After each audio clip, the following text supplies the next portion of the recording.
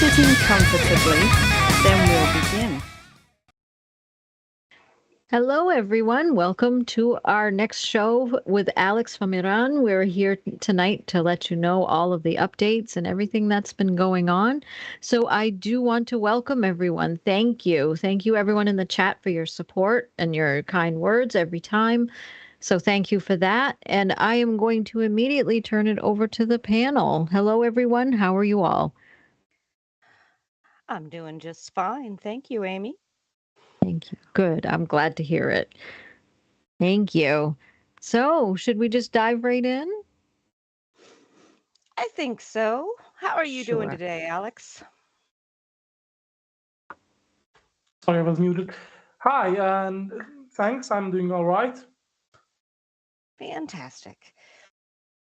So, we have some updates for this week. hmm Uh, duh, duh, duh. What have you been up to? I've been around doing everything simultaneously. Doing everything simultaneously. Yep. Okay.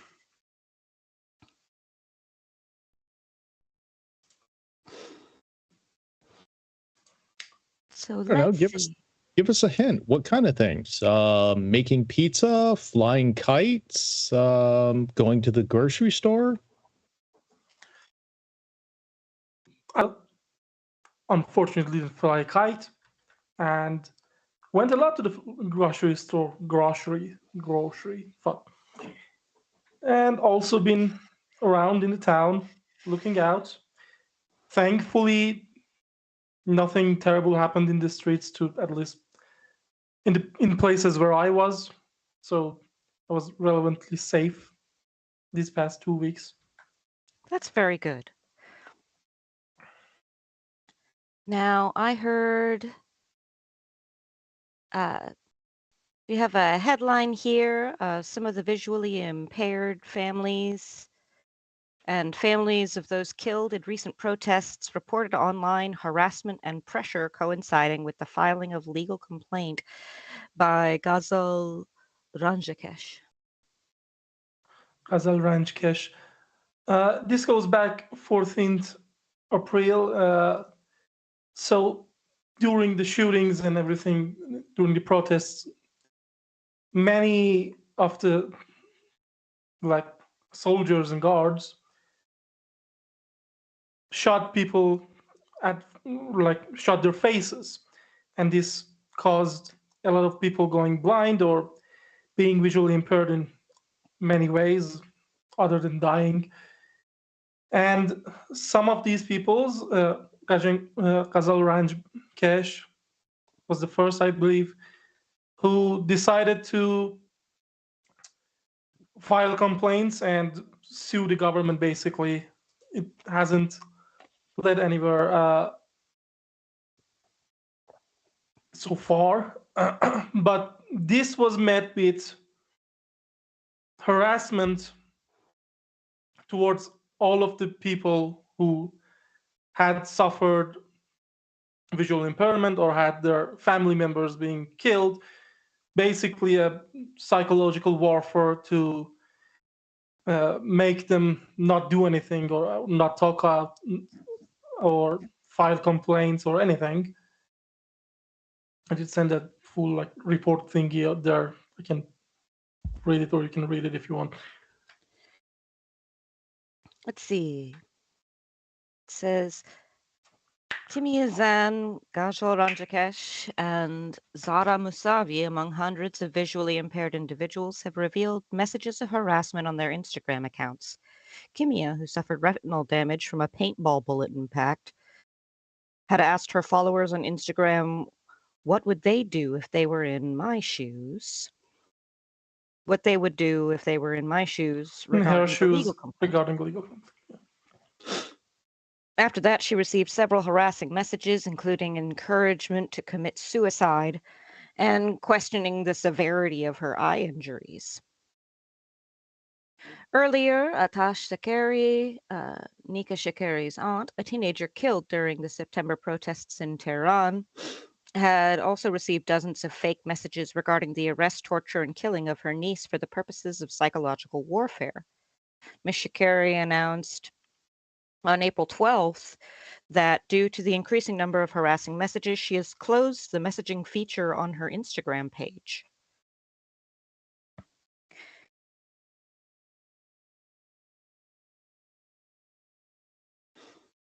We do have a question that just came in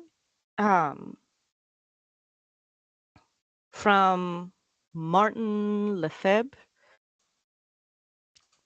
Last time Alex had been injured, his leg, if I recall, did he fully recover from this yet? How's your leg doing, Alex? My leg's doing all right, thankfully. There are I believe they are phantom pains still sometimes, but I'm fully functional and haven't been in terrible pain. Well, that's Thanks good. for asking.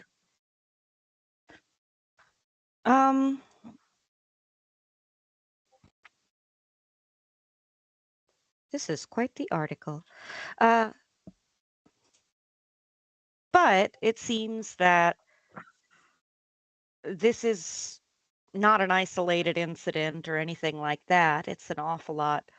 It seems to be going around quite a lot of people. Yep. This psychological warfare. Do you think, with the increasing threats of war with Israel, that they'll be able to keep this up? They have been keeping this up so far. Hopefully, they will have better things to do. But with any luck, yeah. But even people around me have been receiving these summons or things like that, receiving messages of something like you have to come to the police station, stuff like that, without any reason, and anyone who goes there will be found guilty of something eventually. That's unfortunate. Yep. Yeah, it sounds like with the injuries people receive from like the paintballs and stuff like that, the government's pretty much using mafia tactics. Hey, you want to talk? We're going to break your legs. Now shut up. Move on. It's just very brutal approach. Yeah, Most certainly. That's what they are. We did just have a super chat come in, Amy, if you wanted to call that out. Sure, I'd be happy to. We do have a super chat from Secular Sakai, and it is for $5 American.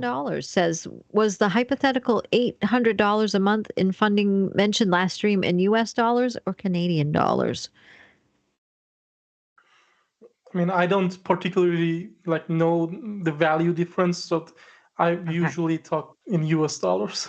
Okay, so I think we can probably go with that then. Thank you so much. And thank you so much for your support, Secular Sakai. Thank you. All right. On the 18th, there was an article about the continuation of school poisonings in Karaj, Tehran, Ardabil, and the article came in 18th, but it started before that. And it's been happening in more cities than Crash, Tehran, Ardabil, Urumia. It's been happening in basically all the cities I know, but Karaj, Tehran, Ardabil, Urumia was the cities that had reports going out to BBC and stuff. So that's why there is an article about that. Those cities. Basically, what's been happening before Nowruz is still happening. And the terrifying part is that it's not getting covered or talked about as much as it did before Nowruz anymore. The volume of the attacks have dropped significantly. It's not every school, but it is happening still, and no one's giving a heck. Parents still are sending their children to school, which is something I've been baffled by these past few weeks. That My parents are family still isn't sending sending. our children to school, but the families who still do, it is a bit crazy to me. I can't fathom the idea with these school poisonings, especially since, I have a daughter. I wouldn't dare send her to school during this. As Even far as if those poisonings were happening in the United States, yeah, I wouldn't dare. I'm not sure what inspires parents to still send their children to school with this going on. Are they still blaming the poisonings on extremists? it's a new person every day. They don't have like they don't they haven't decided on anyone yet, so they just throw out names. So pick a random name and blame it on them. Yep. The latest and most like reoccurring name has been Mujahideen Khalq, which is a communist group that formed during the like 50s in my calendar, which is like 50, 60 years ago, during that revolution, and still exists. They've been arresting people because on charges of having like connections with Mujahideen Khalq, which they did not have connections with Mujahideen Khalq. It's the current name they use repeatedly to like frame people and happenings, Goodness. events. We did just have a question come in from Chairman Meow. Alex, what are your thoughts on the possibility of Iran armed with nuclear weapons? What? Couldn't What hear are that, your sorry. thoughts on the possibility of Iran armed with nuclear weapons? This is something I've talked about on previous shows.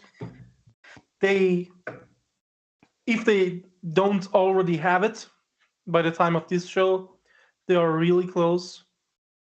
And I'm not just saying that because propaganda. I do have insider information on that. The last time I got a report, they were like 98% there. And I've been trying to like warn people. Many have been trying to warn people that this is coming, and it will be terrible, because even if right now America can decide to make a move and might do it, when they confirm having nuclear weapons, the world suddenly will just let them be, like they have done with North Korea, which is terrible for us because we're pretty much screwed, and That's terrible yeah, for everyone else. I don't think Israel would be happy about that. Maybe that's why they have become more active on their pursuits of stopping the fair government enough. here. Well, hopefully, Israel gives you the ins you need to be able to handle the government there, so that it's not Israel that overthrows the government, but the people of Iran. Hopefully. Hopefully, it is the Persians that take care of the government. Now, there was an article posted about Prince Reza Pahlavi's appearance somewhere. He had a presence at a In Holocaust Israel, memorial yeah. ceremony. He traveled to Israel, I think around 18 April. Don't exactly remember. Uh, I think there was an commemoration of the victims of the Jewish genocide by Nazi Germany. He attended that. Uh, sorry. It says during his visit in Yad Vashem Memorial in Jerusalem, Mr. Pahlavi referred to paying tribute to the Holocaust victims as his duty representing his fellow countrymen. Yep. An interview with the Israeli news network I-24 TV at the event, Mr. Pahlavi said, "My goal is to tell the world that what you hear from the Iranian regime is not something that the people of Iran believe in. This regime does not represent the people of Iran." He said that the Iranian people are proud of their 2,500-year-old history, which dates back to the time of Cyrus the Great, who saved the Jews.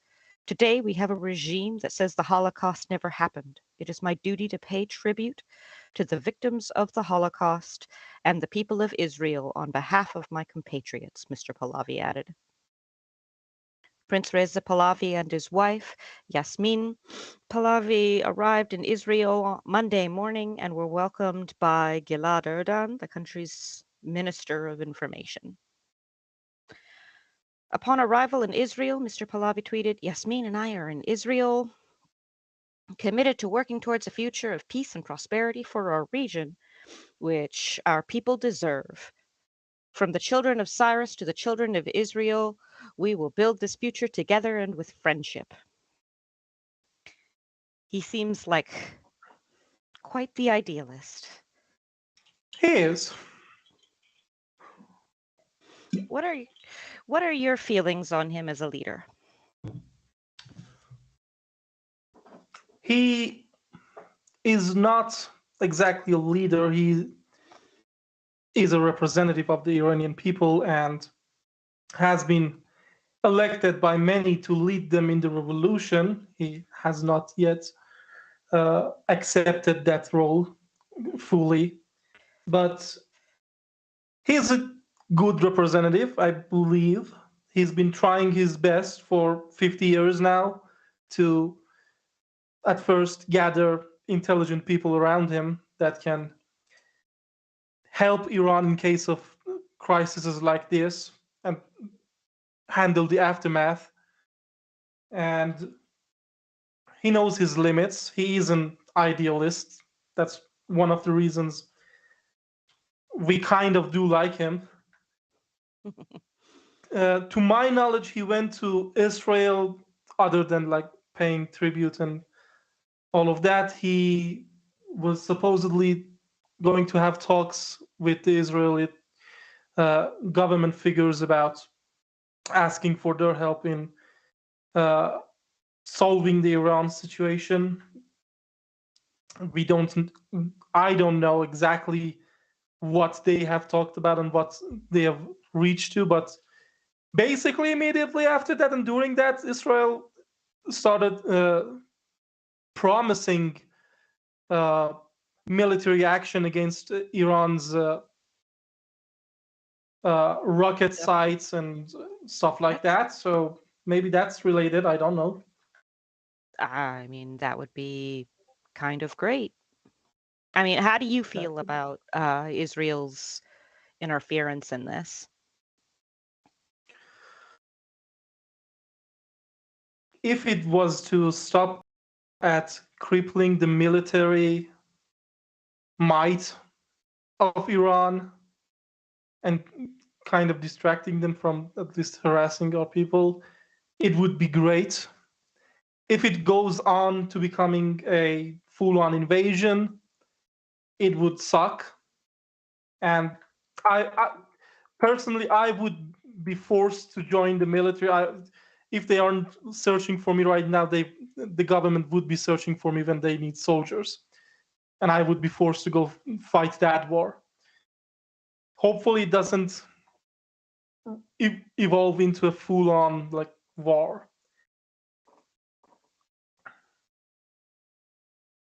Because we will Well, lose hopefully. I mean, I think the last thing Iran needs right now is a full-on war.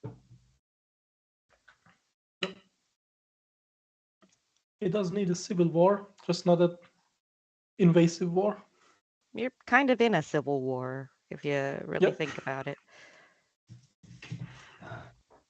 Let's see. We have Ali Khamenei's statements yesterday regarding, or on April 19th, we have an article saying that Ali Khamenei's statements yesterday regarding the holdings of a referendum in Iran had a widespread impact on media and social networks. The He leader, had a meeting with the students for their like coming of age, which is unfortunately in the Islamic religion 9 years old. He like went, sat between them, and despite the teachings of Islam, started like touching them and stuff like that. Even though years back he would refrain from shaking the hands of a girl because, oh, you're 9 years old now, I can't touch you, you're haram to me. But now he's comfortable touching their legs. So he sat between them, and then he had a speech, multiple speeches, and one of the points he talked about was how he questioned the people's ability to analyze the issues and their competence to make a decision, asking, do all people who must participate in the referendum have the ability to analyze the issue? What a state. He basically said referendums are stupid because people can't make decisions and they can't analyze the situation. what do you think about that? Do you I agree need to with say him? that's no? I think The that people can't make decisions for themselves. Do I agree? No, I don't agree with that. That's stupid. That's just like going out there and say, hey, I am a dictator and I am the only one who is competent enough to make decisions for your lives. Come follow my, what the fuck? Yeah, he seems strangely conceited.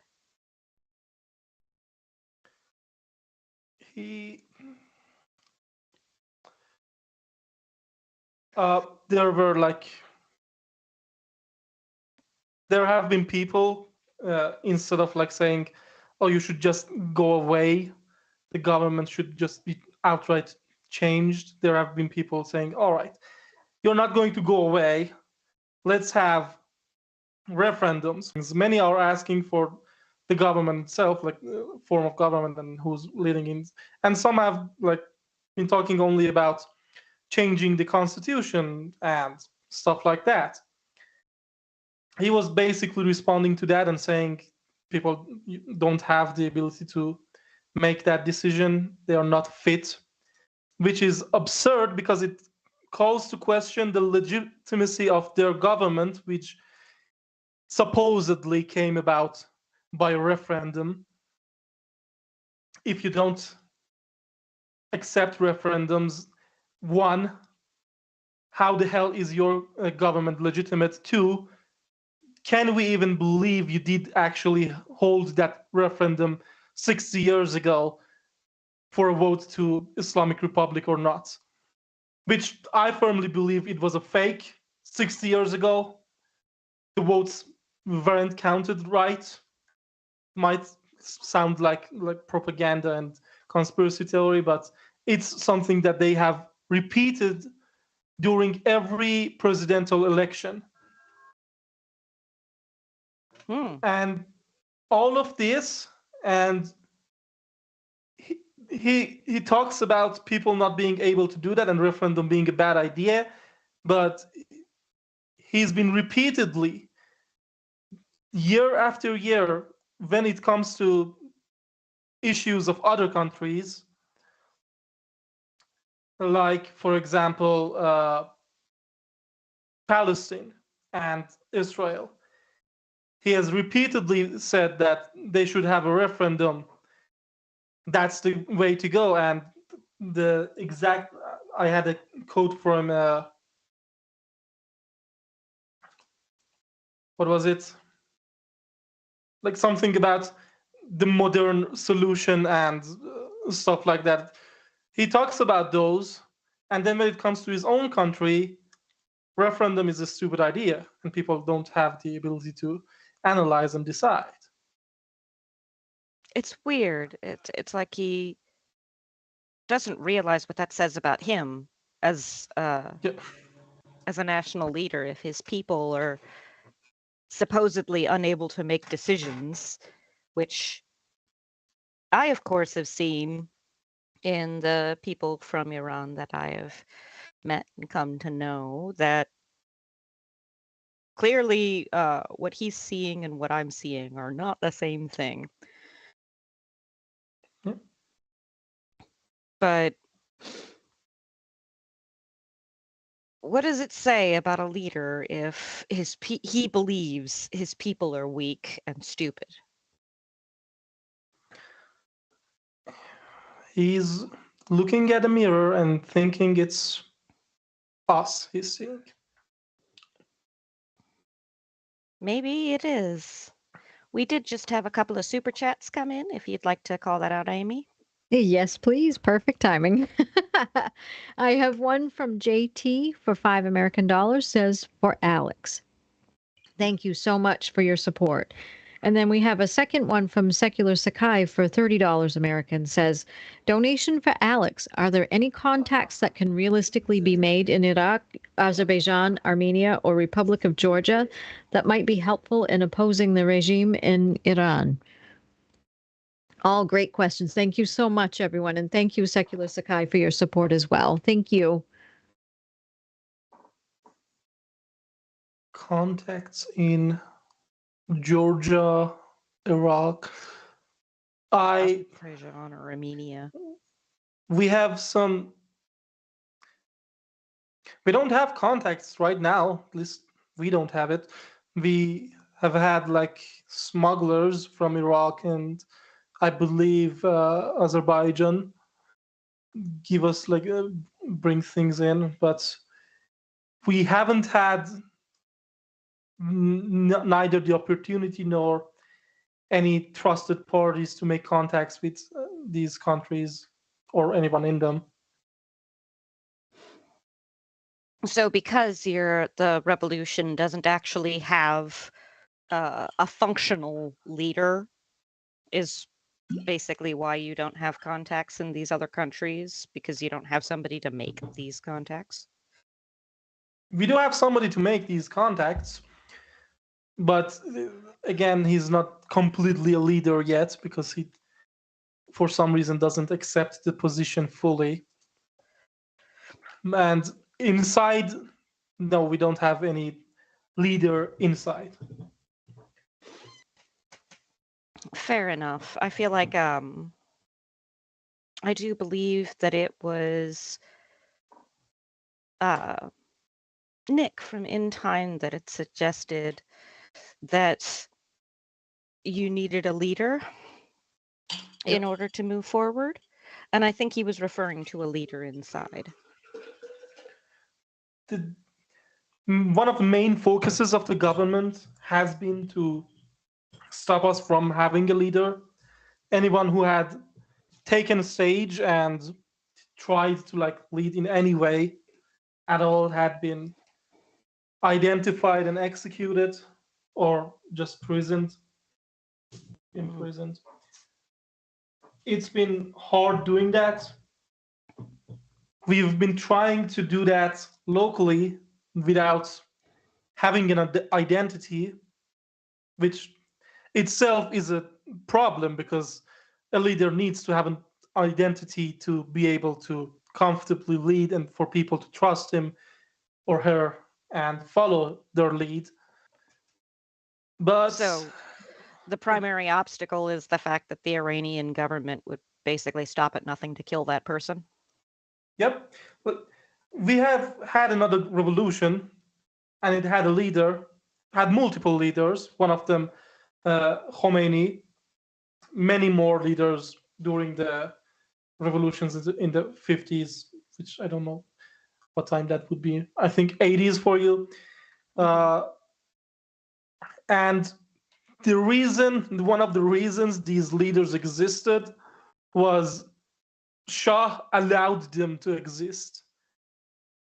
Khomeini, for example, was a known factor, and Shah at first did not attempt to arrest him, and when he finally did, he didn't imprison or execute him. He sent him to, I believe, first Iraq and then Paris. Gave him a nice home to have a comfortable life, and then he's continued leading from there. And many more leaders of that revolution. And this government knows the mistakes the previous government made that brought their downfall, and it's not repeating them. It stops at nothing at all to kill anyone who poses a serious threat. That's terrible, actually. Yeah, with the control of information and communication, any lead within Iran for the revolution would had to have been well established within the community and in the hearts of the people before they even do anything. Yeah. So you would actually need a big name who's lived in the country, forever, that everybody trusts before all this. And yeah, that's kind of hard. You'd almost have to go back to before 1980. Yeah, that's difficult.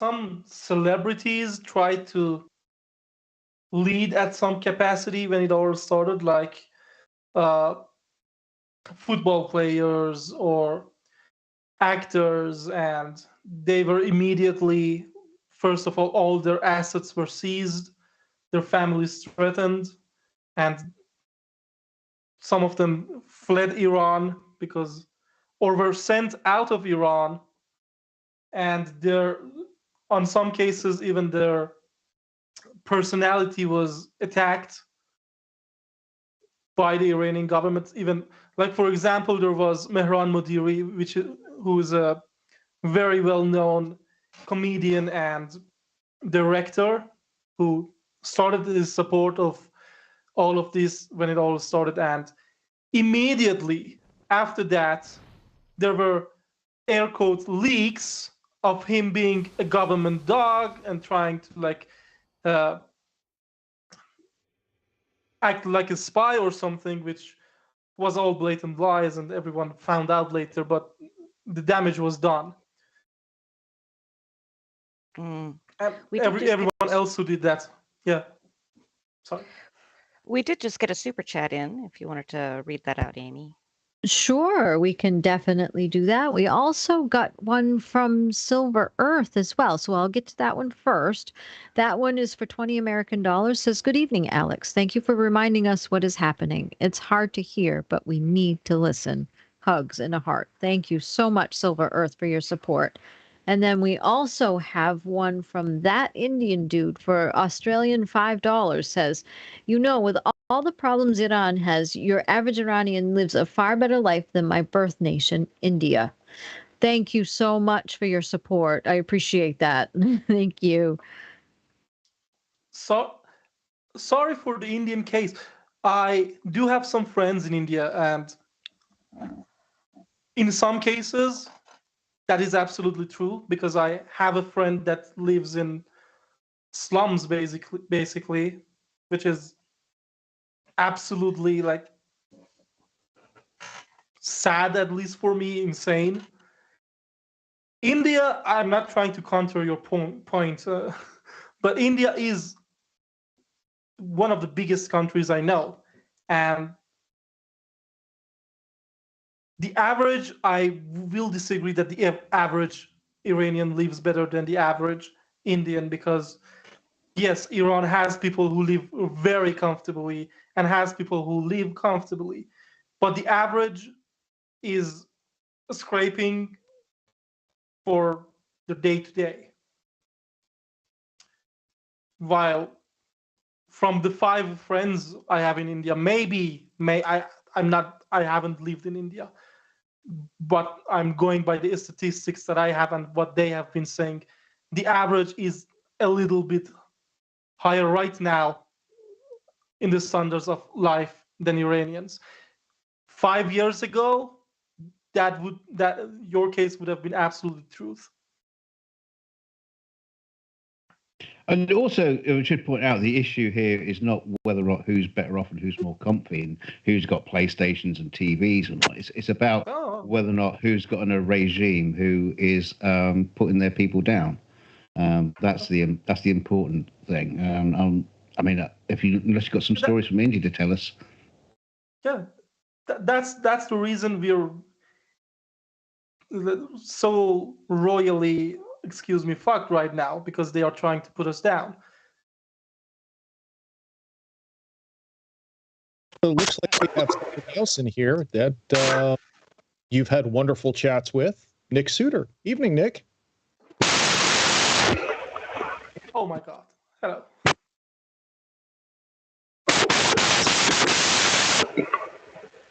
Wow, that's some noise. We got some static coming from you, Nick. Yeah. Yep. Your mic doesn't want to play nice. I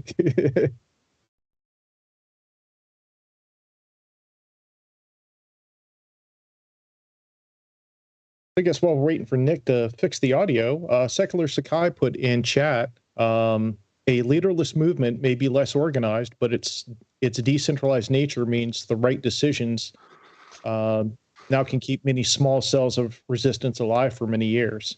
Yeah, that's actually the other part of big names throughout the country, and then people who were in good standing within the community themselves, their neighborhoods and things like that, and then trying to form a coalition of the various neighborhoods. That's actually a very good point. Thank you, Secular Sakai. All right, is the mic any better now? It sounds much better. We can hear you. All right, well, there you go. Sorry about that. I've never been able to fix that. I fix it and then it breaks again. So, but anyway, sorry. My sincerest apologies to eardrums all around. Good to see you, Alex. How are you?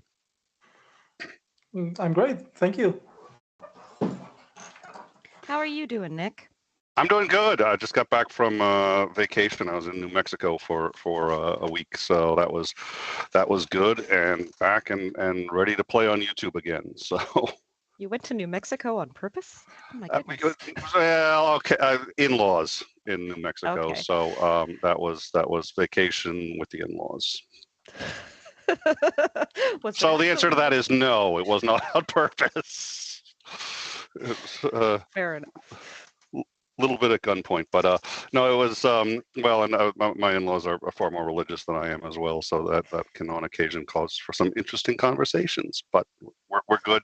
I'm back in one piece, so the lack of oxygen was tough, but other than that, but I think it's, I mean, there's suffering in every country, and it depends on the status, and the people who suffer tend to be different in every country. In some countries it's a higher percentage of the population, in other countries it's lower.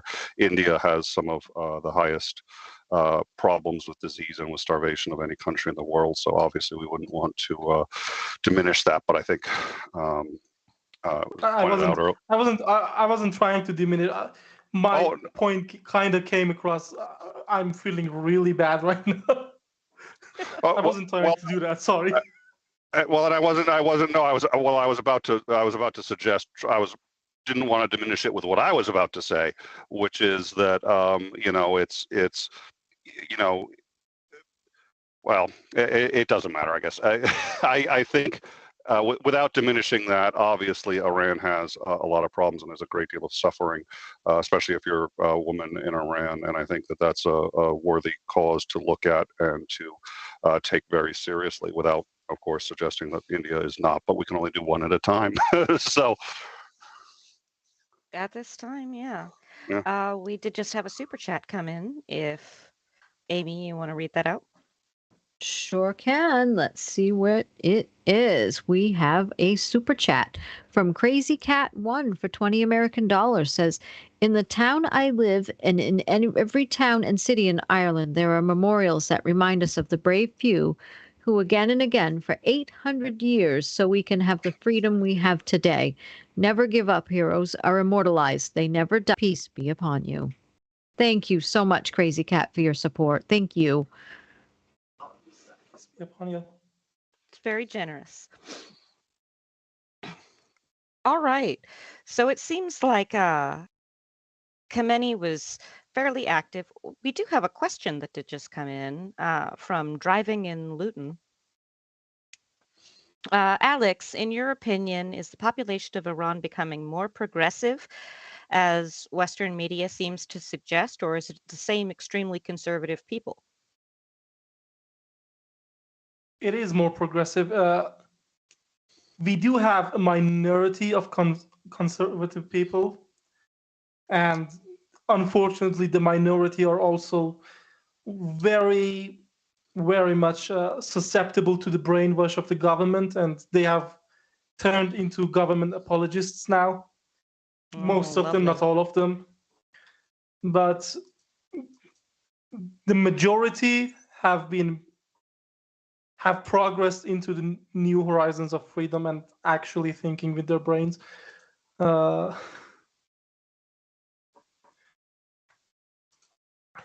So, it seems that Mr. Khamenei was very active this week. It was referenced in the first day of Farvardin, he opposed changing the constitution. In the 15th day of Farvardin, he declared uncovering the veil as a political and religious sin, and said the issue will definitely be dealt with and he will not be brief on this matter. And yesterday, on the 29th of Farvardin, he also opposed holding a referendum. 29th is, I think, 2 days ago now. Yeah. I'm not actually sure what Farvardin is. Is that what you refer to as the current month? Is that your calendar? I think 29th of Farvardin would be 2 days or 3 days ago now. What is Farvardin? It's one of our months. Fair enough. You just have a calendar that rests differently on top of the Julian calendar. It's one of the oldest calendars. It has been changed by the Islamic governments and the Arabs when they invaded Iran many years ago, but the names stayed the same. It's Farvardin or Dibesh, Khordad, Mordatir. I'm butchering the thing is pronunciation. Yeah. No, the pronunciation I'm doing right, but the order in which they come, I'm fucking that up. It's all right.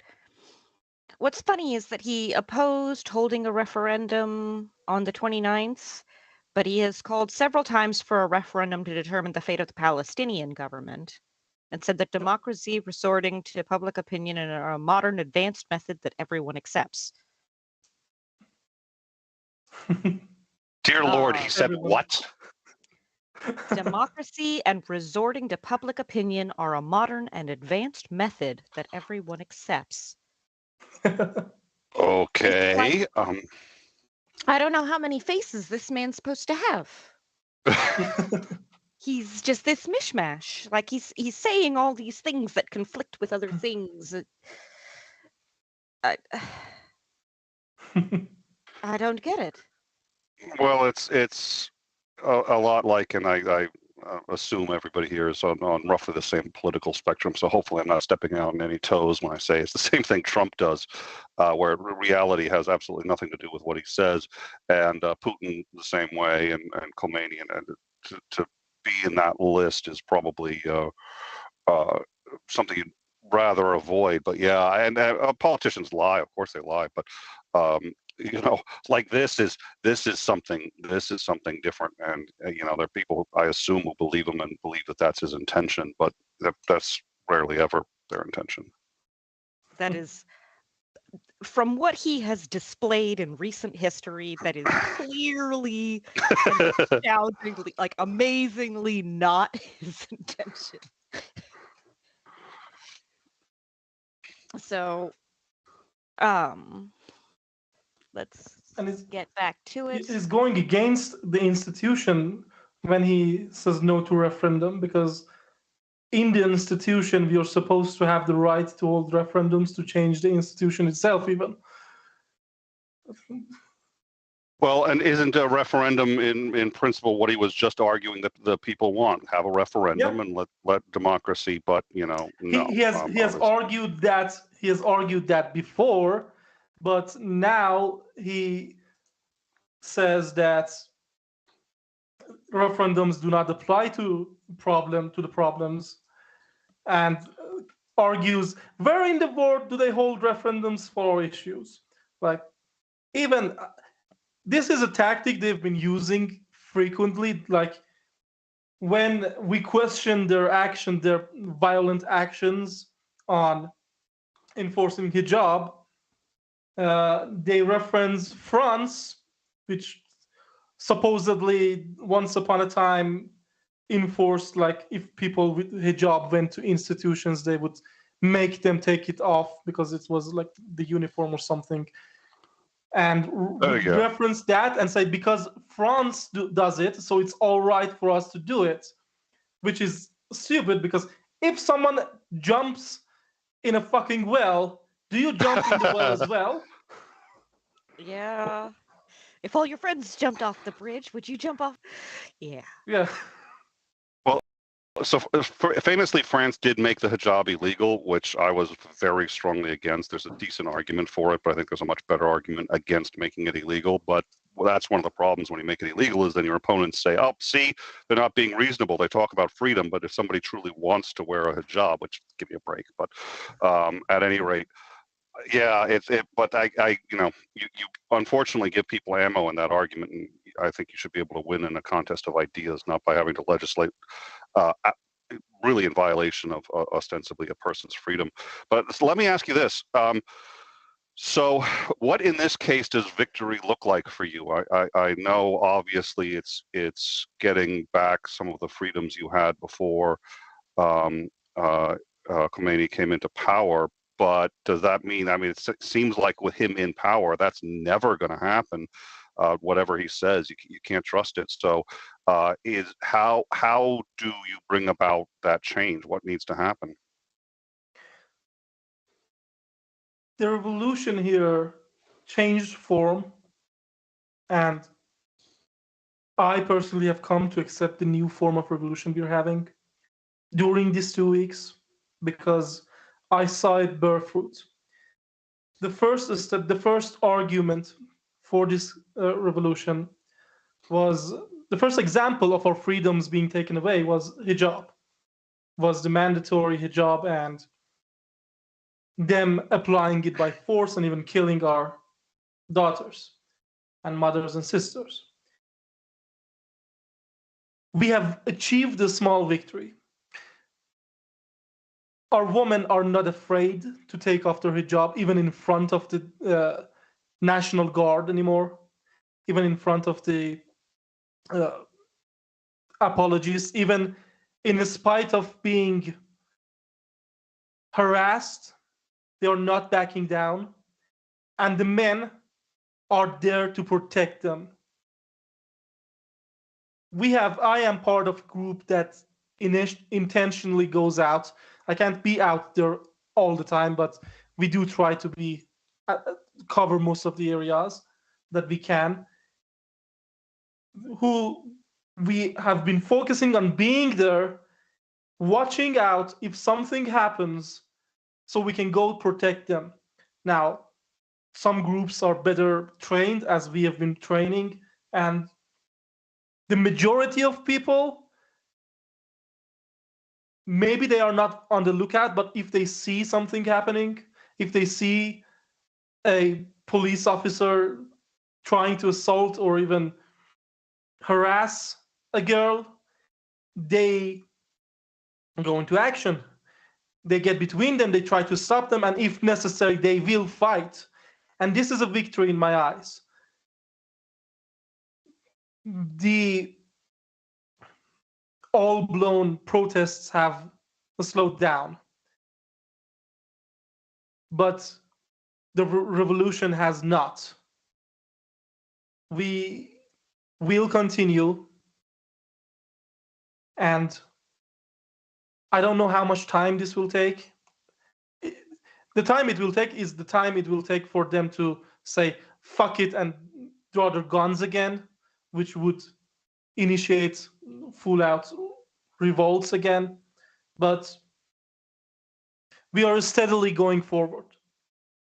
We are getting braver and bolder every day, and the people are more obviously in support and more readily available to help. The victory will always be them leaving the country and letting us decide for ourselves.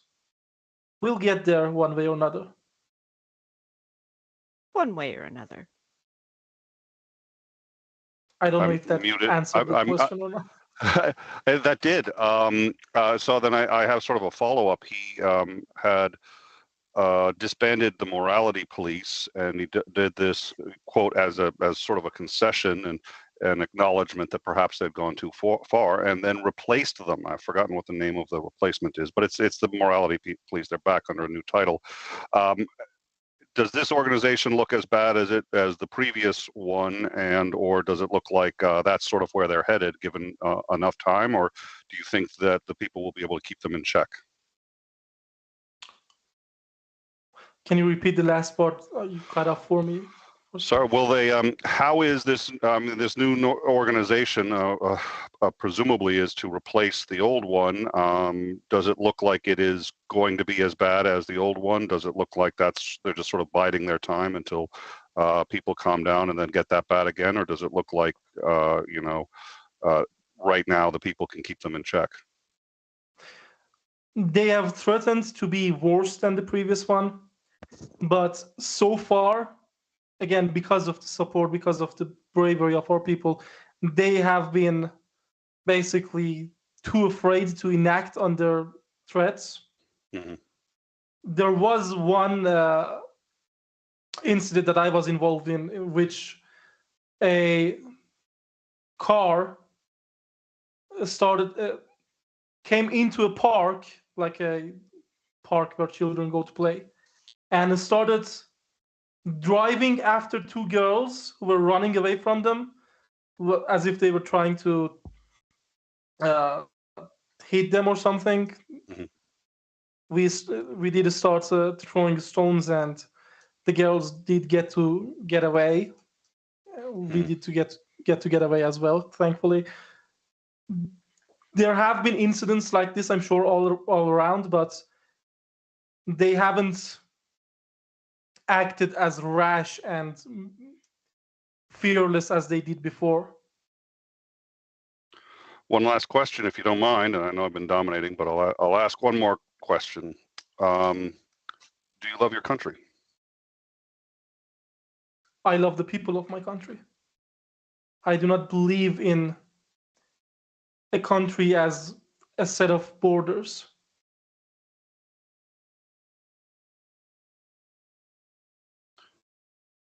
Oh, That's all right. wonderful. We did just have a super chat come in if you wanted to read that out, Amy. Sure, we definitely can do that. We have a super chat from Secular Sakai for $150. Thank you so much. It's a donation for Alex. Zan Zadegi Azadi, Women, Life, Freedom. Thank you so much for your support. We appreciate that so much. Thank you. All right. And in case you missed it in the chat, Secular Sakai, I will forward on redacted portion of that message to the proper parties. And thank you very much for the donation. Fantastic.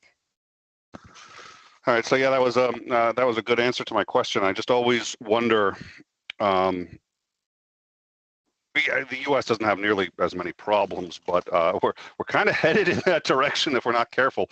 And people always suggest that I don't love my country. I was like, I wouldn't object to what my country is doing if I didn't love it. I wouldn't object to, the violation of the rule of law and a violation of presumably our own principles if I didn't love that country. So I think. Exactly. Yeah, well, and I think it's hard for people to understand. So when people are looking, yes, please, sorry. the one who objects is the one who loves it. If we didn't care, if you didn't care, you would just fucking leave, right? Well, so that's why I think sometimes people have a hard time understanding why you don't just try to get out. You seem to be risking your life. Well, seem to be no, you're risking your life, and we've heard you talk before about friends of yours who have vanished or been killed, and it's sort of like, well, why not just leave? Actually, like, I think yesterday it was one of my neighbors. I suddenly have an accent now. One of my neighbors got into a fight. I didn't get there in time, so I don't know what it was about, but he was in a fight with a policeman, and he just used one of these like military tactics to like they take people and throw them away, and he just threw them into the side of the thingy, where, like, what do you call it? Side of the road, basically. Hit his head and he immediately died. And someone was actually filming that. I do have a video from that. I can't share that because it will probably get me arrested. I will be known where it was, where I am. But someone was filming that and said, "You're a policeman. You're not supposed to come here and just kill people." And he was the second guy that got attacked. So we do see that all the time nowadays, unfortunately. Well, there must be, within the people that there has to be some disagreement as to tactics. Are there a lot of people who say, look, this isn't going to work unless we become violent? And have you heard that? Is that something that you've ever been tempted by? And what are your thoughts on that?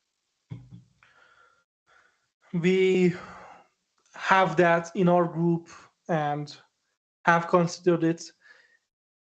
We once upon a time nearly wanted to join the attacks because there have been attacks on like commanders of the police forces and stuff like that. We nearly joined one once, but eventually agreed to only use force to defend ourselves and others. We don't have weapons per se, but we are training to be able to defend the people.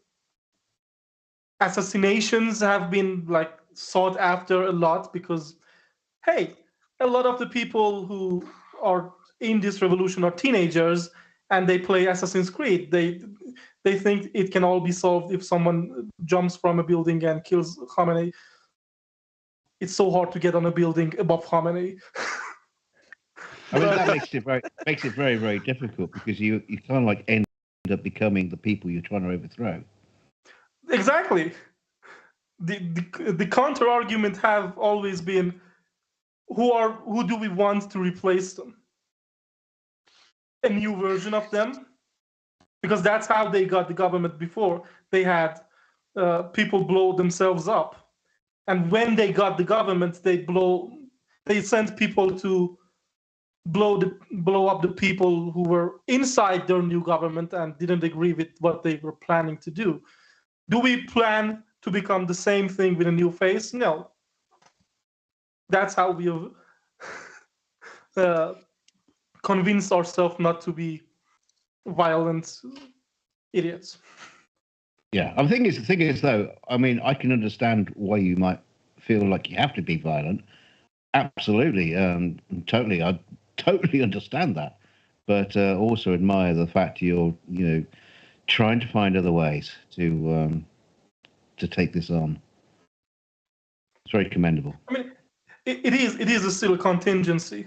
Like I've said before, I don't know if it was in Time Shore here, but I said before, if things go horribly wrong, we are ready to try our hands at a coup d'etat, but we are hoping it doesn't go that way. Why do you think Iran has made this deal with Saudi Arabia? Is that anything that concerns you? And what also do you think about Iran's closening ties with Russia? Saudi By the way, Arabia. if I ask a question that's already been asked, just say, oh, he already answered that, and I'll go back and watch it. I don't want to bore everybody with questions. I think we talked about Saudi Arabia in the previous show. I'm not sure. Someone would have to. I believe, yes, we did talk about Saudi Arabia in the previous show, but for those who are watching now that didn't watch the previous show, there's nothing wrong with going over the same ground twice. There's nothing going on. I wouldn't know myself because it's 90% of the conversations I have during the day, so I don't know what I've talked about here or not. Saudi Arabia would benefit from Iran being the boogeyman in the area, because if Iran goes into good terms with America, for example, they would lose so much of their sales in oil. They would lose so much money. And I think money has been an incentive enough for these two nemesis countries to come together and decide, all right, we'll work together to keep this regime in place, because it's not good for any of us if it goes away. We did just get a new super chat in, if Amy wants to read that out. Sure. Thank you so much. We've got a donation from Secular Sakai for 25 Canadian dollars. Says, donation for Alex. Do the recent talks of mending ties between the regime in Iran and Saudi Arabia worry you? Or do you believe they are for appearances and will not realistically last? Very good question, and thank you so much. It's related to the question that we just asked. Yeah, they will last as long as they needed to. I don't believe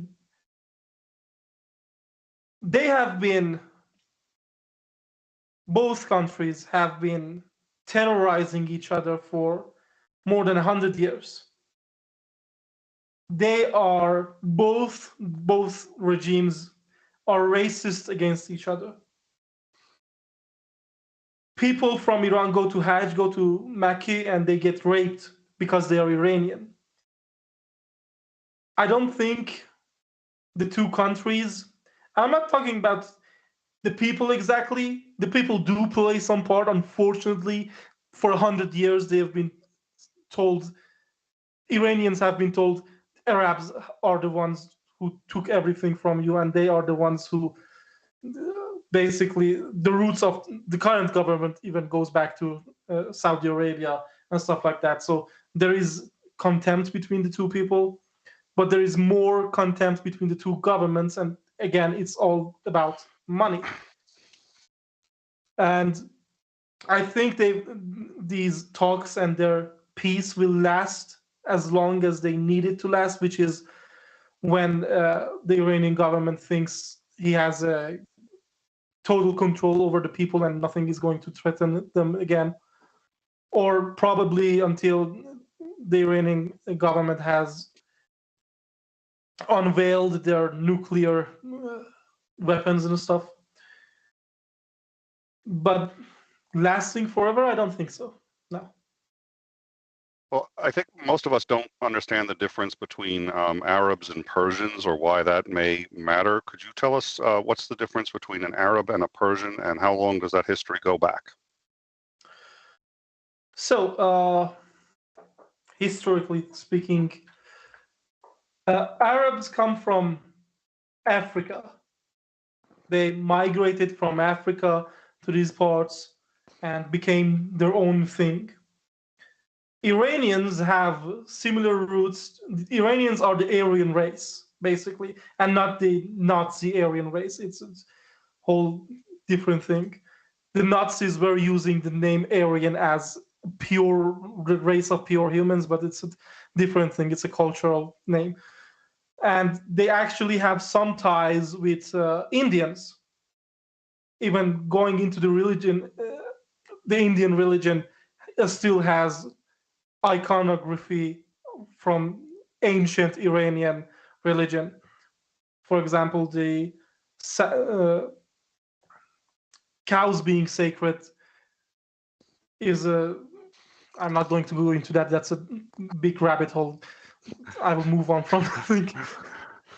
These are two different races, and the Iranian government comes way before there were any Arabs in the area to begin with. And they had societies and civilization way before Arab civilization in its true form existed around the emergence of Muhammad, the Prophet Muhammad, while the Iranian civilization goes back more than 1,000 years before that. And the two cultures converge when, after the Prophet dies, the Arab Khalifas invade Iran, and during the reign of Sassanid Empire, they invade Iran, and some factors inside Iran betray the governments back then on promises of many things, and eventually the United Arab nations win the war and basically enslave the Iranian people for the next 1,000 years. And so the war between Arabs and in particular Persians. So Arabs isn't it's more of a race than a lot of Americans will say everyone out of the Middle East is Arab, and that's not true. No. They've been at war really for roughly 3,000 years. Is that about right? 1,300 years. 1,300 years. So, and nothing. I mean, there's never been. This is like a tribal thing. This is a blood feud that they inculcate into their kids, into their kids, into their kids, and so on and so forth for generations. Yep. And so that's essentially what presumably China has made a dent into. Is that accurate? Yeah. Or at least we're led to believe. Arabs still do use the derogatory name they had for Iranians, which is Ajam, which basically is not human. They still use that. And, well, Iranians hold grudges 1,000-year-old, unfortunately. That doesn't mean every Iranian that comes into contact with Arabs are hostile. Iran has Arab populations, and anyone I have seen, which is probably only the educated people of Arabs and Iranians, they are all cool. The problems between the people come into play in the more conservative and uneducated people. For example, there was an incident some years ago where some fishing boats from Iran got into a tide and went into the Arab parts of the Persian Gulf. The Arab guard of the Coast Guard took them and dismembered them and filmed it and sent them hands and legs back to Iran. Yeesh. That sort of thing happens, but outside that, the interactions I've seen between the two people have been friendly. I mean, don't count interactions in gaming rooms and stuff like that, online games. That's not good at all. Yeah. Secular Sakai asks, isn't Arab an ethnicity rather than a race? Same with Persian? Ethnicity, no. Arab is a whole different race. Persian is a whole different race. They come from slightly different parts of the world. Yeah. One comes from East Asia or East Eurasia. One comes from Africa. Even the bone structures are different. Two skulls from Persian and Arab, if you put them next to each other, the difference is obvious. Most of the time. There has been Arabs. I'm not going to say that. Well, let it go. Yeah. Fair enough. Hey, I've got a question. It's going to, kind of point towards Nick a little bit because I want him to sort of like confirm or build upon this question when I get around to telling you or asking what the question is. In the near future, it's coming very, very soon. Hold on to your horses. The question is coming, I promise you. But Nick, no, you were talking about Russia earlier, and recently Russia. Well, people can't get out of Russia. Visas, no visas. But recently, Russia has opened up visas to anybody who wants to go to Iran. What's that all about? What's going on there? Maybe you got some better insight on that than I have. Well, no, you will have better insight on it than I have. I honestly don't. I haven't dived into that, but that was dovetail into my next question, which is how does Alex feel about the burgeoning relationship between Russia and Iran, and if Russia does he feel it's going to help or make things worse? But I think they're definitely Russia wants to be able to get out from under sanctions. Iran is interested in helping them. So, I think everything that Russia can do to get closer to Iran right now, they're trying to do. I don't know if there's some subtext to visas out to Iran, except I do know you can sit there and say, hey, you guys can leave the country and go to Iran. And most Russians will be like, no, I'm good. Thanks. So it makes it look like they're making an effort to open up, and really they're not. There's probably more to it than that, but I don't know. I've pointed at the alliance between these two countries before, and I've pointed that it's not just these two, it's China and North Korea as well. And they are just coming more public with it.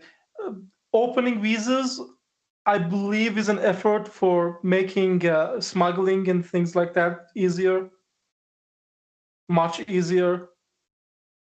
And even if it gets caught in between places, they can just say, oh, it's just the people, it's not a government thing. Maybe. Well, my concern is that they're going to try to tap it the other way. They are short of young men, and they're short of young men who can fight, and they need those men. So the question is, are they going to start trying to tap those men from either China or from Iran? China may or may not, depending. China has an excess of young men that they want to get rid of, but getting them to fight in Russia, it would be extraordinarily difficult. On the other hand, getting Iranians to take dissidents and people they don't like and conscript them into Russia is not nearly as hard, and that's my concern. And this may be a gateway to that. Yeah, absolutely. This is something Iran has done before. It has sent forces to other countries like Syria and everywhere to meddle in their affairs and fight their wars. This is absolutely something that we've been looking forward to them doing, because we've been just waiting for the news of it coming back. I kind of half believe they already have forces in Russia, at least. I don't know if they are deployed yet, but that is not just a probability, but something we are actually waiting for. Okay. Oh, they do. They do. Small forces, usually just helping with the drones, presumably, but they've been found, and once or twice some have been killed. Not many, and they don't appear to be engaged in combat directly, but they are there. Now, I have a very, very quick follow-up to my original question about the Russian visas. Now, if the Russians go to Iran, will the women have to wear hijabs? Legally, yes, but there has been seen the government giving exceptions on some cases, but legally they will have to wear hijabs, yes. If you come from America, you will have to wear a hijab. It doesn't matter. If you're a woman, you have to wear a hijab. Yeah, no, I was just thinking if some foreign national, American or Russian, go across there, she's a woman, she's not wearing a hijab, she gets arrested and beaten up by the police, that's not going to go down well. Probably not. They wouldn't go as far as beating foreigners, because they know it's going to come back and bite them in the ass. But they will be happy to not let you into facilities and stuff like that. We did just get a super chat. If Amy would like to read that out. Yes, please. We do. We have a super chat from Suzanne Niffin. She sends 25 American dollars and says, Alex, sleepy face. Thank you so much, Suzanne, and thank you for all the support. Thank you. It's crying face. Yes, it is. It's a little, yeah. When I It hovered says over, sleep. It says sleepy, but it's got a tear. I know. I know. Some of the descriptions are just so off, but Yeah. Yeah, I think the whole visa thing is a double-edged sword. Kind of one of those. Yeah, there's the back end reasons that Nick mentioned, and then there's the other side of it where they can go, well, hey, we gave people options. It's not our fault they didn't take the option. That's a good point. I think that's a very good point. It's kind of like telling your kid, well, you can eat your vegetables or you can go to bed without dinner. I'd imagine for a Russian, it's probably like, out of the frying pan into the fire. Yeah. Little bit. Yeah. And from the Iran side, it's not even an option yet. Yeah, it's not a two-way. It is a one-way, yeah. Yeah. Just keep an eye out, Alex, because that's going to be next. Is when they find dissidents, they're going to be shipping them off to Russia. Yeah. Solves both countries' problems. Oh my I don't God. think it's going to solve anybody's problem, really, other than the problems of the leadership. No, I agree with you. So I should have maybe been more careful. The problems of those in charge who are trying to gain control of the areas around them. It's a win-win. Got to be careful of those. Got to be careful of those. Okay, are you prepared for an asshole problem? Asshole question, because it's me. You know you're going to get them from me. If you're a lady in Iran, okay, say you're a Russian, you come over there, with a couple of ladies, and you're going to go back home, and you're going to wear a hijab because that's what's expected of you. So you wear a hijab. How do they know it's going to be the same woman going back through passport control? What do they do? Do they have take a peek at the picture? How does that work? How does that work on a passport? Do the women take passport photographs with a hijab on? I know it's a pretty crass question, but their face would have to be fully visible on the passport picture, and there are female officers examining people. Oh, so they check him, sort of out of sight, make sure it's the same person. Sorry, I told you it was a crass question. So when you want to enter an airport in Iran, there are two entrances: one for women, which is covered with blankets and stuff, and one for men. And they go through these different entrances and get checked to their ones, and then there's two different entrances to enter the boarding area again, and you get checked once there as well. So there's no chance of a man sneaking out with a hijab on then? Unfortunately not. That would be too easy of a way out, I think. That would be a comedy film. That's what that would be. Now I see where your mind was going with that. You could rescue people just by sending in. Yeah, that's interesting. That's an interesting thought. Dressed as nuns. Yeah.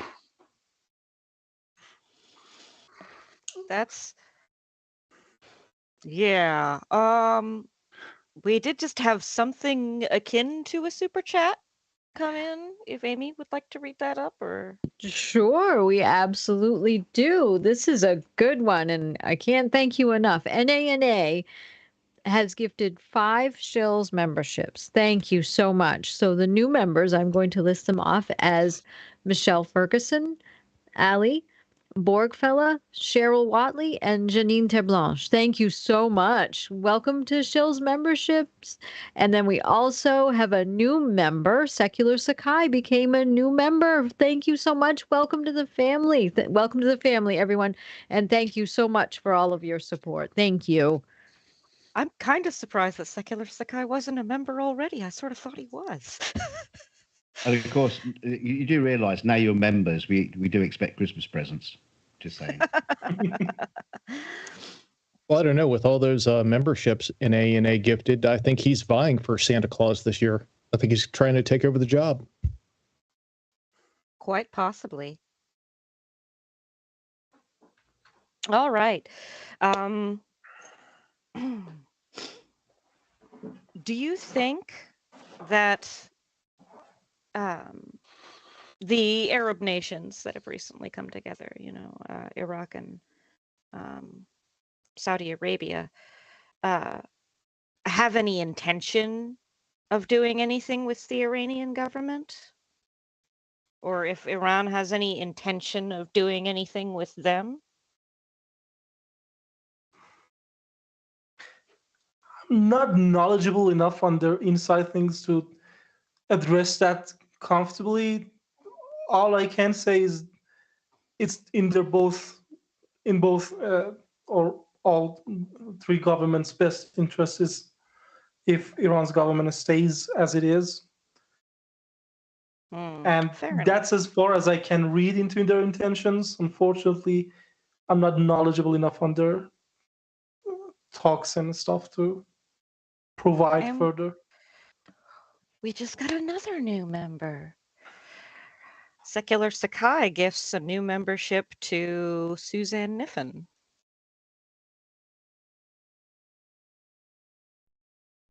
So just this huge run of new members. Excuse me. Yeah, I'm thinking the interplay of the various Arab countries working together, supposedly with Iran, is just to look good on like the surface. Political gain. Yeah, it's political gain.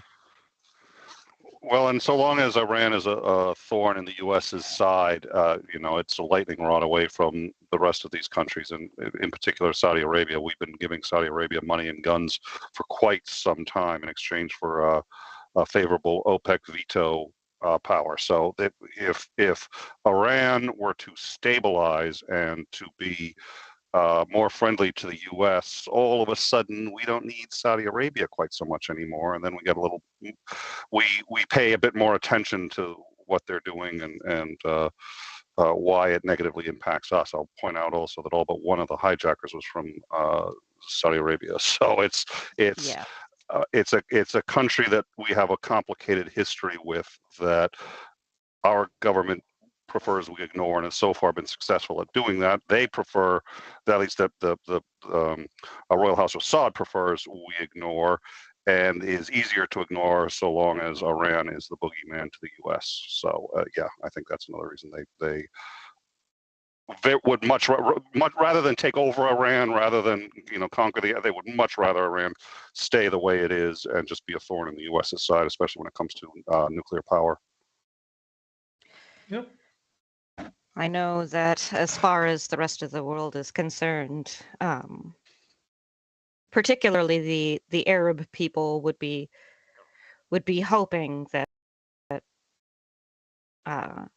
Iran does not basically replace Saudi Arabia as the United States' coziest little friend right now. That gets me thinking about one other question, then I really do need to go, but I have one other question. It looks like Iran and the U.S. relations were thawing very rapidly, and the original nuclear deal looked like it was going to be very helpful to everybody, and then Trump famously basically refused to certify that Iran was keeping up their end of the deal. They in fact were. and Trump illegally refused to certify that and said that they were not, and tanked the deal, which he was empowered to do if Iran was not keeping up their end. But they actually were. The UN said that. Our own people said that. We know that. Trump just nixed the deal because he thought he could do better. Alex, what are your thoughts on, do you think that that would have worked and things would have continued better? Do you think getting better? Do you think that the nixing of this deal was inevitable? And what do you think of Trump's actions in this regard? Trump did stun all of us. We didn't expect someone to be, and I'm sorry for saying that, this is stupid. Iran, this was one of the only times where Iran genuinely sat on a table and talked and was going to go through with their promises, despite Khamenei's protests. Khamenei did not like the deal. Khamenei did not like us keeping our end of the deal, but the government was keeping his end. And it would have been better in a sense because, one, some of the sanctions might have like come down and people would have been able to afford to live much better, and Iran would be that much further away from having nuclear weapons right now. On the other end, the issues we have with Iran's government right now isn't just their headstrong need of having nuclear weapons. We would have arrived at the same situation we are right now, regardless, I believe. In actuality, people of Iran do not want any government to even talk about that nuclear deal with Iran anymore or reopen that whole can of worms again. We don't want the governments to renegotiate those terms because that's just buying time for the governments. And Khamenei has his own puppet on the. All of them were his puppet, but some were more defiant and wanted to be something in the history. So the one right now is just a normal puppet and will not go against Khamenei's wishes. So even if they do go back and talk it out and make a deal, Iran will not keep their end of the deal anymore. So please don't. Yeah, no, yeah, I think you're right. Unfortunately, that was a great opportunity for everybody, and it's hard to overestimate what was lost when Trump did that. Really quite shocking, but. I've got another question. I'm going to filter through Nick because he's just the voice of reason around here. Now, you were talking about Trump, and obviously in America, I'm not too sure how much you followed it, Alex, but in America, there's like Trump has his followers, the QAnon, where everything is basically a conspiracy. It's so conspiratorial minded. And so much of it is gibberish. Are you finding like similar things happening in Iran where you're hearing conspiratorial stories, which once you hear them, you just go, that is just complete gibberish. It's nonsense. And, people just getting dragged into gibberish. Or are you all clear-minded? Yeah, happens in Iran too, unfortunately. Mostly from the side of the government apologists. Stories are generated. The most gibberish things I hear from our side of people are actually about Trump and how he was actually a great president and did all these great things for America, at least. He was a national. Yeah, wow. That's something that's been circulating here for some reason. Okay. Part of it is because they have seen the current president and are not happy with how, again, this might be like I might be speaking out of place, but there has been like videos of him losing his way in the current Biden losing his way in the White House and stuff like that. Oh yeah, he can barely finish a sentence. Don't worry about it. Yeah. Yeah. So part of that comes from that comparison and how recently he has been acting like he's in favor of the Islamic Republic's government. But parts of that is because the government here loves Trump. he did Khamenei a favor in breaking that deal. Oh, somebody's got to love Trump. Yeah. Why is it always our enemies that love Trump? Is what I've noticed. But I'm sure Yeah. Trump's mother doesn't love Trump. So I wanted to. I'm going to need to get going, but I want to see if I can find an article here. Just because somebody in the live chat said something that I think bears addressing. I think it's an interesting point.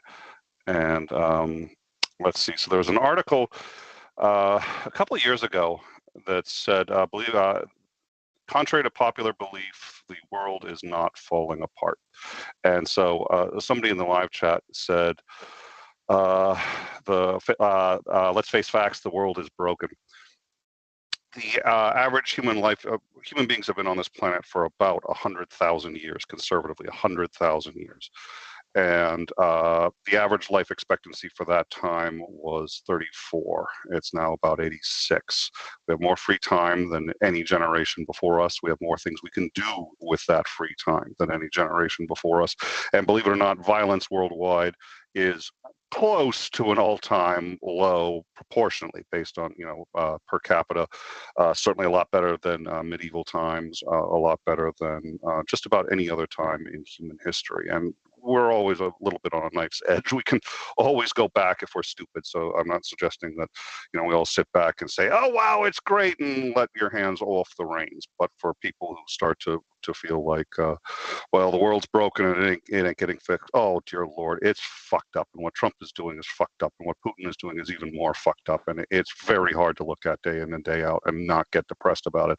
What's happening in Iran is fucked up. It's all fucked up. But having said that, it's still one of the best times to be alive, probably the best time in human history, and it's 2 steps forward, 1 step back, but it's continually getting better. So as long as people stay on it and keep talking about it and keep trying to improve things, I think they're going to continue to improve. I think we're okay. It's not great, but we're okay. Anyways, yeah, the world's in jeopardy, but at least you've got an iPhone. Yeah, exactly. Weren't you the one who said last time every time Nick leaves, it's like 5 minutes? There's no such thing as a short goodbye. I've been saying goodbye now for 15 minutes, but yeah. All right. Thank you all for having me on. My pleasure. It's hard to do more than an hour on weekends because that's usually family time. But I was delighted to come on. Always nice to see Alex and nice to talk to all of you guys. And Dick isn't here, so it was a plus. Cutting into your OnlyFans time. Yeah, exactly. Like I said, I have an OnlyFans page. Anyone wants to go to it, please, check it out. What I do is I start naked and people pay $5 for me to put an article of clothing. I usually make, I'm dressed and have about $10,000 in about 20 minutes. Wait, believe me, his jacket stops at his nipples. If his camera panned down, you'd see everything. Who told you? Well, yeah, that's why I never stand up. It's a $400 suit. I only paid $200, and there's a reason for that. But I can't stand up. If I do, you guys will be demonetized like that. So or maybe not. Subscribe might do that. Who knows? No, believe me, you'll get super chats for me to put the clothing back on. They'll be like, here's $200, get the other half of the suit. We'll take it. All right. Thank you guys so much. Thank Good to you see so you all, much. and take care. Thank you for coming on. Thank you. Night, Nick. Thank you so much. All right. And if Nick it's okay, had some good questions. Get your microphone sorted out, Nick. You go ahead, Amy. Thank you. I was just going to address a member message we had. Mark Beiser, member for 2 years, says Trump was the best president ever. Just ask him, with a funny face. Thank you so much, Mark. Oh, he'll tell you too. He He will always tell would you. say that. He was a terrific president, right? The best you've ever seen. Something This- like that. It's the word is terrific, and it has to be Terrifying. repeated at least 4 times. Exactly. Oh my goodness. It But see, is. if you're a nationalist, every president's great. If you're a patriot, most presidents kind of suck. Yeah. Yeah. But I'm not going to go into politics too heavily right now Yeah, and because if you're a yikes, royalist, you've got no choice. if you're a royalist, you got no choice. Okay. Oh. I just wanted to Now, remind everybody out there watching the donation link that we do have pinned. That is me and Kat's handling the donations directly and sending it on to Alex. So that's saving that nickel and dime here to give as much money to Alex as. Unfortunately, with the super chat YouTube thing, yeah, the YouTube kind of likes to take their money. yeah, they do. Anyway, I'd like to thank everybody for coming tonight. I think we're just about wrapping up here. And I just want to go around and have everybody on the panel, have something to say. We'll start with Loki Fish Mars. I had a lot of fun here in the background watching these donations come in for Alex and making sure the messages got out. That was great. I really enjoyed Alex being on here and being able to tell everybody what's going on, seeing that the news won't tell us. Fantastic.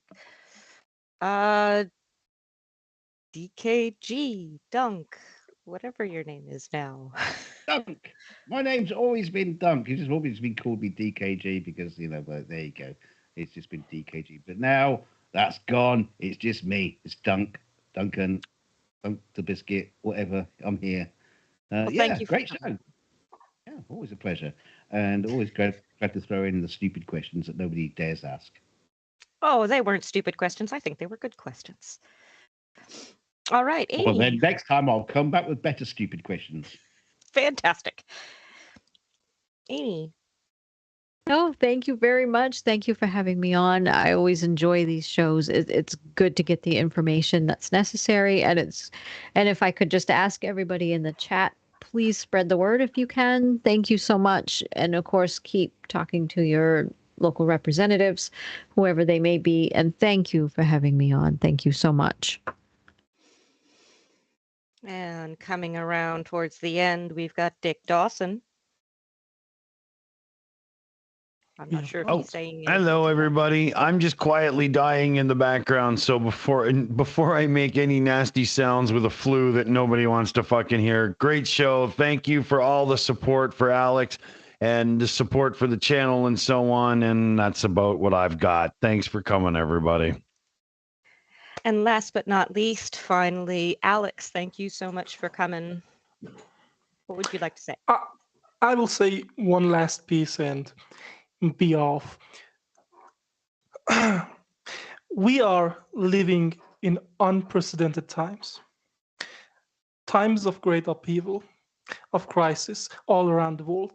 And in these moments of crisis, we must remember the power of the people. We must stand together, united in our determination to create a better world, even if the crisis isn't happening in our backyard. We must recognize that our governments are not always acting in our best interests. They are often more concerned with their own power, their own wealth, and their own status. And when a crisis strikes, they are often slow to act, ineffective in their response, and unwilling to make the tough decisions that are needed, usually tough for themselves. That is why it is up to us, the people, to take control. We must be the ones dictating to our governments, not the other way around. We must demand action, demand change, and demand accountability. We must recognize that the power of the people is the only force capable of driving real change in the world. It is the power to create a better future for ourselves and for generations to come. It is the power to stand up to injustice, to fight for what's right, and to never back down. We must not allow ourselves to be divided by borders, by race, by religion, or by any other arbitrary line. We must stand together as one people, united in our determination to create a better world for all. And we must remember that in times of crisis, we have a duty to stand with those who are suffering, even if they are not in our own backyards. This goes both ways. We must be the voice of the voiceless, the defenders of the defenseless, and the champions of the marginalized. Let's stand together. Let's take control of our own destinies, demand actions from our governments, and create a world that's truly worthy of the power of the people. Thank you for having me, and that's me. That was beautiful, Alex. Thank you so much. And I would like to also thank everybody who donated tonight, everybody who's watching, everybody who's been in the chat. You've all been wonderful. Thank you all so much for your support. And I think we'll see you on the next one. Take care out there, everybody. Good night, everybody.